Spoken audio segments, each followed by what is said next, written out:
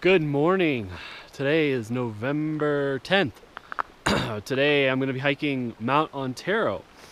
For a full hike review of Mt Antero, you can check the link below. So right now, I'm about 2.6 miles into the hike. You can see behind me, this is the split between 277, which is the road you take up most of the way, and then 278, which basically takes you all the way to the summit here. Obviously, you can probably see around me, there's snow. The first 0.6 miles, pretty nasty. About 6-7 inches of snow. There's one other set of tracks from the day before, but really I'm breaking trail here, which is not fun, slow going for sure. You can see I'm by myself, I didn't bring Juno. Typically this is a dog-friendly hike, but for how many miles it is, which is 16 approximately, I just didn't feel like kind of schlepping her around today. So from here, you can't see the summit of Antero, but you can make out perhaps the four-wheel drive road that'll kind of work its way up to that ridge there. If you have a four-wheel drive car, you can come pretty far up this road during summer season. So really maybe mid-July through end of August, beginning of September, if you're lucky later into September. Just like Mount Princeton, how far you can drive up this road will certainly have a huge factor on how hard this hike is for you. I'm hoping once I cut tree line here that the snow level will be a lot lower. Just by looking at the slopes up there, I think that will be the case. This is a class 2 hike, but again, a very long hike, so we'll be checking in along the way here.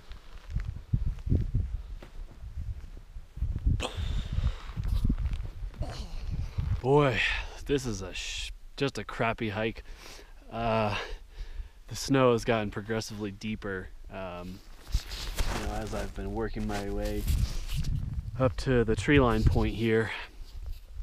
It's just not fun, honestly. It just sucks. I wish I had snowshoes. I anticipated snow today, but I did not think that it would be this deep and this soft. It's been very cold lately, so I was hoping for a bit more crust to it.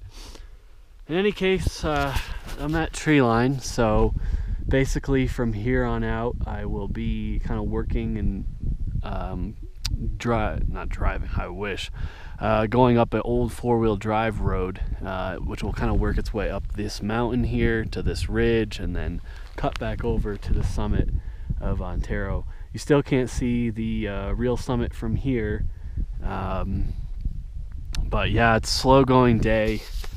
I just really hope I can summit today. It's going to be a brutal long day and probably night as well. Working my way up the switchbacks here on the old four-wheel drive road above tree line now. So you can see, you might be able to see at least, the road right here around that corner, and you might be able to see it up there as well. Very slow going today, but at least some of the wind up here is not as deep as on the way up, so that's a good thing. But I'm really anticipating a long day here still. Okay, working my way up the switchback four-wheel drive road. You can look down and see what I've gone up so far. It's a 13, I don't know the name of it.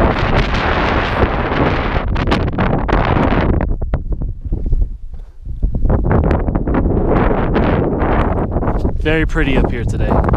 So you can see that the road goes that way. I'm kind of beelining it here to reconnect right there. While it's not going to save me a lot of distance, that's not the point of it. It's that you might be able to tell that these snowbanks along, especially this west facing ridge here, are super deep, and I'm just sinking up to my knees in some spots. So I'm trying to just save some energy, and we'll probably keep doing this if I can, working my way up. But about 5 miles in, a little bit over 12,000 feet, so getting there. Okay, this audio is going to be a little muffled, but I had to cover my mouth because it's so windy up here. Definitely slow going, a little bit less snow on this side, which seems like really good stuff.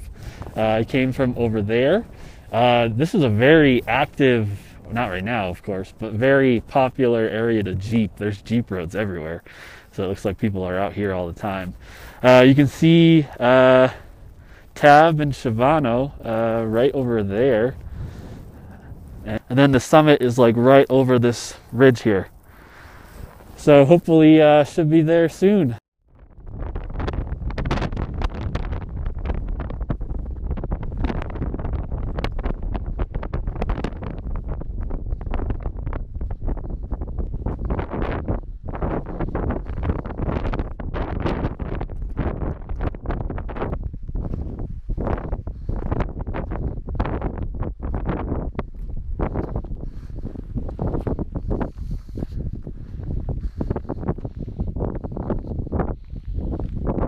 So right past that road junction, 278A, the rest of the way, you can still keep driving here. There's switchbacks.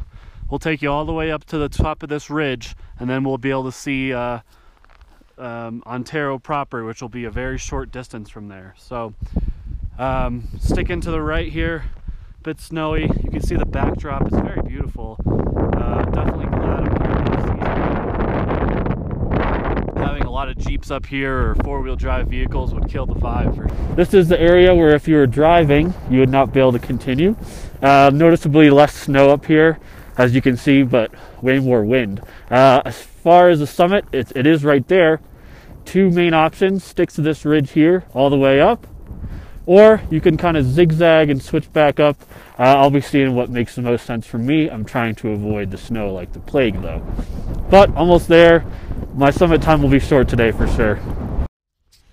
So I have a bit of a wind block here, luckily. But I would say that if you want to stay kind of high on the ridge like I'm doing right now, right before this big rib, stay right, because it just doesn't really make sense. So big rib right here, or big kind of rock right here, stay right, and then you can stay high on the ridge to the rest of the way. And I would stay on the right side. That seems to be the best way to go so far. Okay, summit of Mt Antero, 43 in the books. I'm dead. I'm not looking forward to this hike down. Definitely lots of wind today. Let's take a pan around here. See the Sangre de Cristo down there. You can make out Tab and Shivano over there, and you might even be able to make out yeah, you might even be able to make out the the San Juans down there too. Pretty crazy. Actually, that's probably not the San Juans. That's probably the maroon, like Aspen area, I would imagine. Okay, so not much of a wind block up here, so I'm not going to stay long, but yeah, it's pretty exhausting. The hike here is 7.5 miles.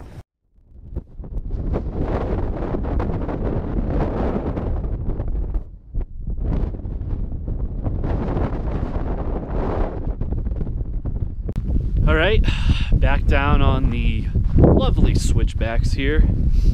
If I had a tip for this mountain, it would be to find a friend with a four-wheel drive car if you don't have your own. Because unlike some other mountains where I feel like you might miss something by not hiking it, you're missing absolutely nothing by not hiking this boring ass road. It is monotonous. It is really boring. And even in the winter, when you can kind of skip some sections of it, it's still just like, I mean, awful. The good news is I'm making pretty good time. I got some pretty sick views, but I still have a long way to go. All right, so I'm gonna wrap up this video here because the light is fading and I'm almost done with the trail. So I'm gonna end up coming in right around 14 miles for this hike. I would say that, you know, The distance for you is going to depend on how far you drive, the time of year, if you're able to cut any switchbacks, which I do not recommend in the summer, but in the winter when there's some snow, it might be a good idea. Comparing Princeton to Antero, this is definitely a better four-wheel drive road.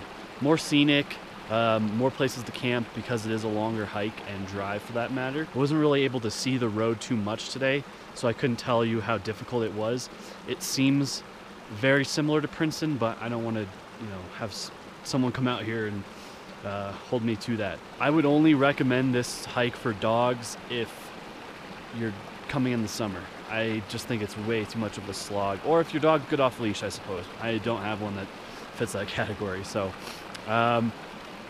as far as the difficulty, it definitely would be a hard hike because of the mileage. I mean, it's about 14 to 16 miles, again, depending on where you start and how you take these switchbacks.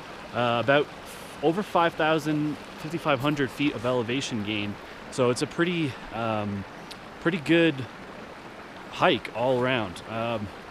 As far as, would I do this one again? Honestly, probably not. It's really a four-wheel drive road.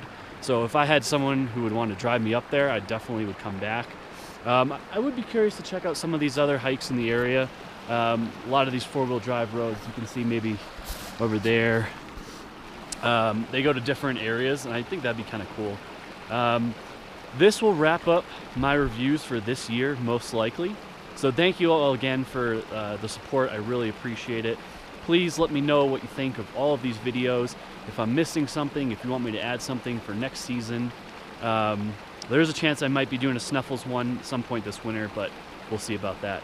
But thank you again. Please subscribe. For a full hike review of Mt Antero, you can check the link below.